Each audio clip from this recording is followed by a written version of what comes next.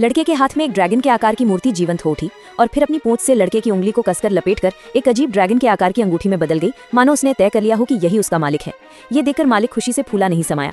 1000 साल बाद आखिरकार उसने इस अंगूठी के उत्तराधिकारी का इंतजार किया था। उसने लड़के से गंभीरता से कहा कि यहाँ की चीजों को यूं ही न छुए और कहा कि वो जल्द ही वापस आ जाएगा। लेकिन वो जाने के लिए मुड़ा ही था कि अचानक दीवार से घोंसले वाली गुड़िया अचानक उड़कर बाहर आ गई। लड़का उत्सुकता से उसे उठाने के लिए झुका तो उसने गुड़िया पर एक अजीब सी मानव आकृति देखी। अचानक गुड़िया के बीच में एक दरार दिखाई दी। लड़का इतना डर गया कि उसने उसे जल्दी से फेंक दिया, लेकिन तब तक बहुत देर हो चुकी थी। हजारों तिलचट्टे उस दरार से बाहर निकले और अंत में एक आदमी के आकार में सिमट गई। वो दुष्ट जादूगर होरवाथ था, जिसे 1000 साल के लिए बंद कर दिया गया था। भागने के बाद उसने सबसे पहला काम अपने सामने खड़े लड़के की जान लेना था। सौभाग्य से बिजली का खंभा केज उसे रोकने के लिए समय पर आ गया। केज दूसरे पक्ष को फिर से सील करना चाहता था, लेकिन होरवाथ पहले से ही तैयार था। दुश्मन आपस में भिड़ गए और एक दूसरे को मार डाला। जैसे ही दोनों आदमी आपस में भिड़ गए, एक और घोंसले वाली गुड़िया लड़के के पैरों पर लुढ़क गई। होरवाथ ने तुरंत एक जलता हुआ भाला बनाया और कदम दर कदम लड़के के पास पहुंचा।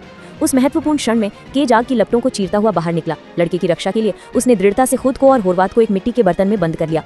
भयभीत लड़का जल्दी से दुकान से बाहर भागा, घोंसले वाली गुड़िया को सड़क पर फेंक दिया और जल्दी से शिक्षक को ढूंढा और उसे बताया कि दोपहर में क्या हुआ था। लेकिन जब वो जांच करने के लिए प्राचीन वस्तुओं की दुकान पर लौटे तो सब कुछ सामान्य था, मानो कुछ हुआ ही ना हो।